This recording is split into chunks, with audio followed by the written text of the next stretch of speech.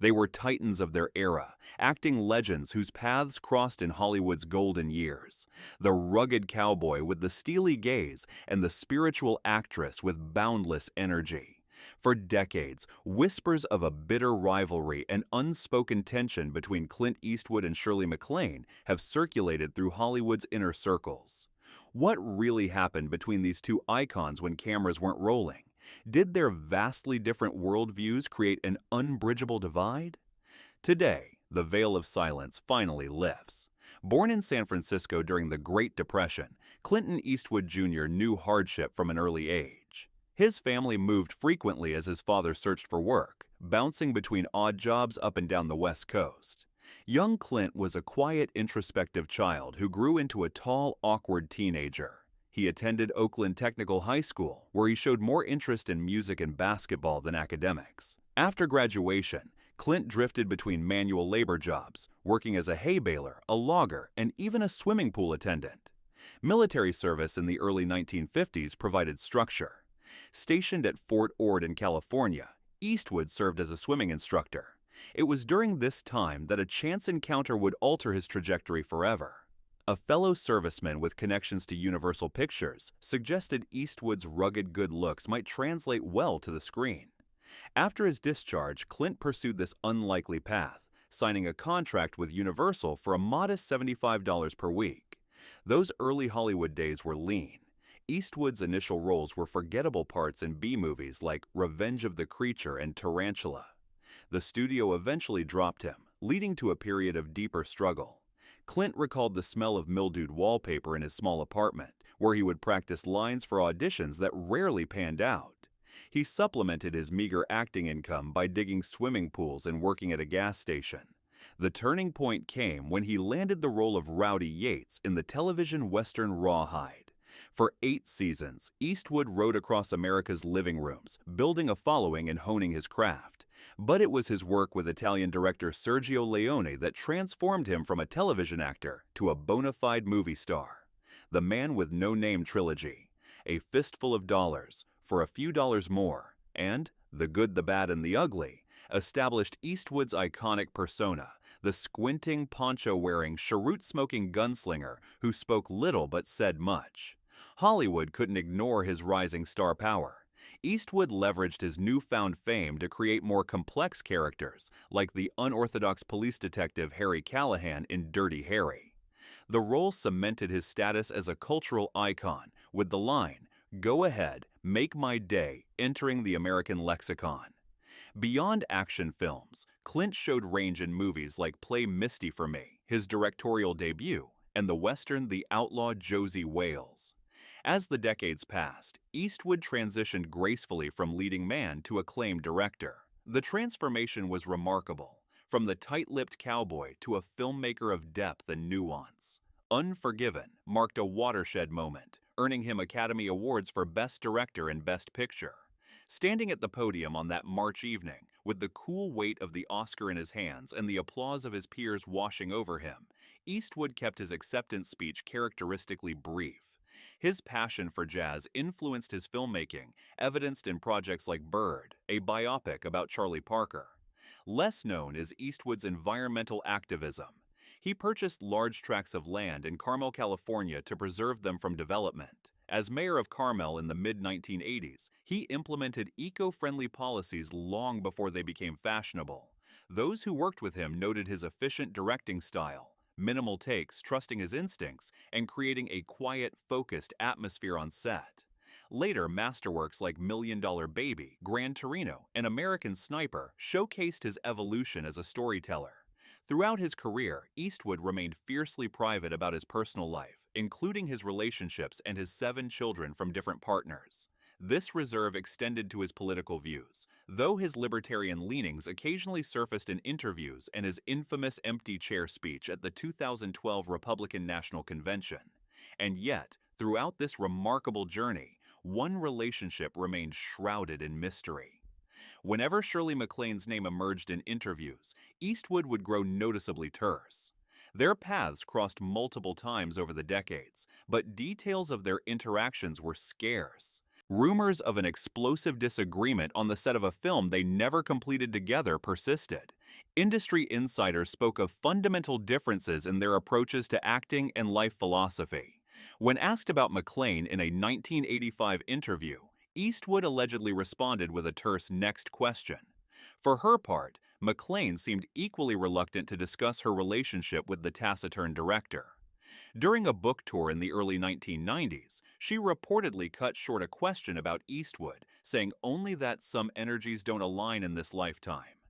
The entertainment press seized on these crumbs, spinning tales of a deep-seated animosity between two of Hollywood's most distinctive personalities, and yet for decades both stars kept silent, until now. The rumors began in the mid-1970s, at the height of both their careers. According to a 1976 article in Photoplay magazine, Eastwood and MacLaine had been attached to star in a romantic drama tentatively titled Crossroads. The project would have paired them as unlikely lovers, he a pragmatic rancher, she a New Age bookstore owner who believes they shared a past life together. Pre-production was reportedly underway when everything suddenly collapsed. Hollywood gossip columns buzzed with speculation. Had Eastwood walked away because of MacLaine's well-known spiritual beliefs? One source claimed he had mockingly referred to her as Shirley MacLaine during a production meeting, a cruel play on her interest in reincarnation and extraterrestrial life.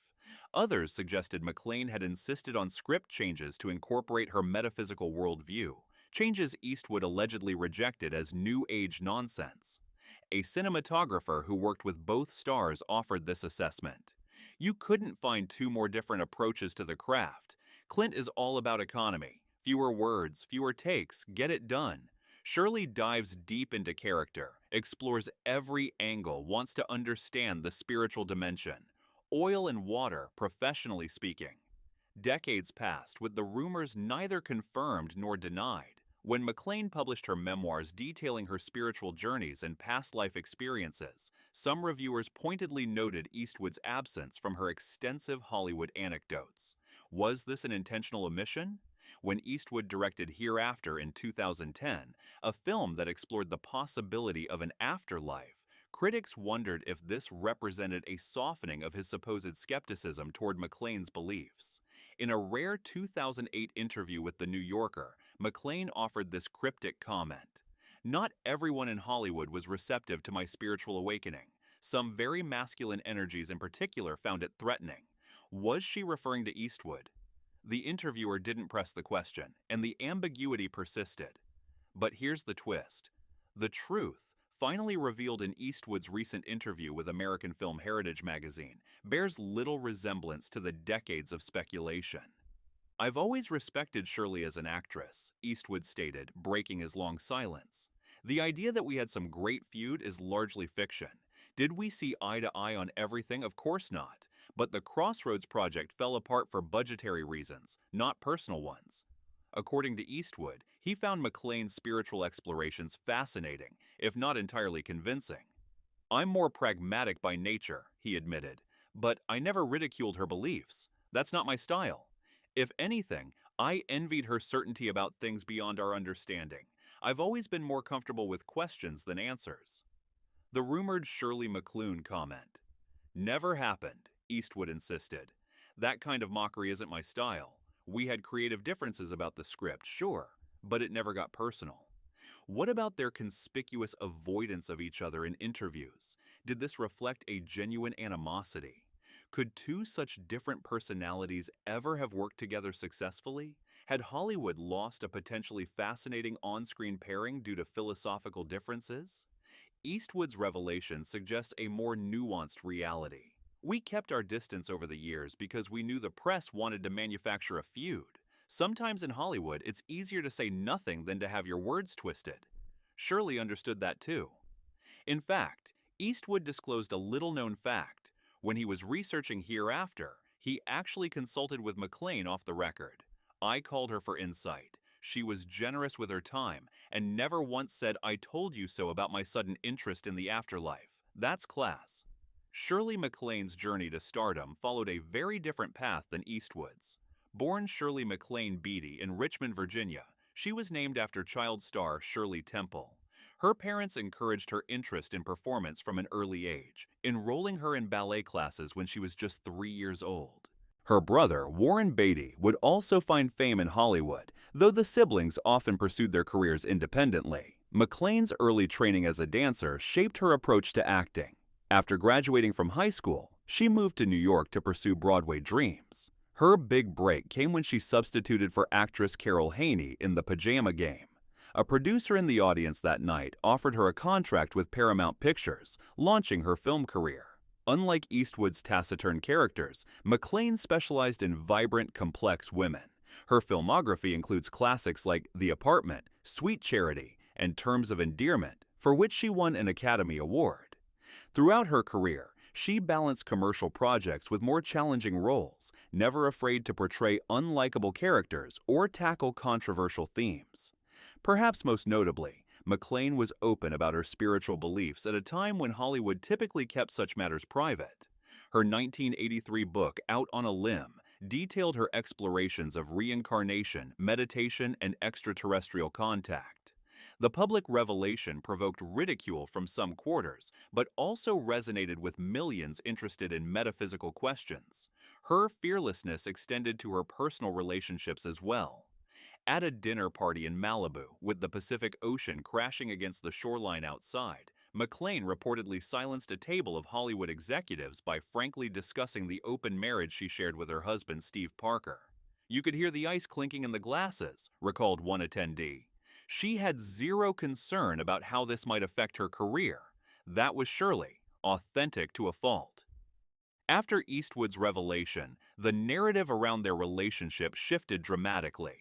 Industry veterans who had perpetuated the feud rumors reassessed their understanding. "I think we all projected onto them," admitted a longtime Hollywood reporter. "Clint represented old-school masculinity, Shirley the new-age feminine. We wanted them to clash because it made a better story." The collapse of Crossroads did alter both careers in subtle ways. Eastwood turned more deliberately toward directing, where he had greater creative control. MacLaine expanded her writing career alongside acting, becoming a best-selling author as well as a screen legend. Would their careers have taken different turns had they collaborated successfully? Did Hollywood lose potentially fascinating films because two unique creative forces never found common ground? For younger audiences discovering classic cinema, the non-feud between Eastwood and MacLaine offers a valuable lesson about media narratives. In an era of curated social media personas and carefully managed celebrity images, it's worth remembering that the most persistent Hollywood legends aren't always accurate. The space between public perception and private reality can be vast. Both stars continued to work well into their senior years, defying Hollywood's typical age restrictions. Eastwood directed Cry Macho at age 91, while MacLaine continued to take acting roles into her late 80s. Their longevity stands as a testament to authentic artistic vision. Neither compromised their essential nature to conform to changing trends or studio demands. Perhaps most significantly, both evolved in their thinking over time. Eastwood, once typecast as the unflinching tough guy, created increasingly nuanced examinations of violence and masculinity. MacLaine, initially dismissed as eccentric for her spiritual beliefs, found her perspectives increasingly mainstream as meditation and mindfulness entered popular culture. "If Shirley and I have anything in common," Eastwood reflected in his interview, "it's that we've always been true to ourselves, even when it wasn't convenient. I respect that about her. Always have." So what's the real story behind Hollywood's most overhyped non-feud? Two artists with different approaches who chose silence over feeding a false narrative. Two legends who found different paths to authenticity. Perhaps there's a lesson here about judgment, assumptions, and the quiet dignity of letting your work speak for itself. As we close this chapter on Clint Eastwood and Shirley MacLaine, one question remains. Which legendary Hollywood relationship has been most misunderstood by history? Whose silence, when finally broken, might reveal a truth far different from decades of speculation? Subscribe to our channel for more Hollywood revelations and leave a comment with which silver screen legends you'd like us to feature next. The truth is often more fascinating than fiction, especially when it comes to the stars who've shaped our cultural imagination.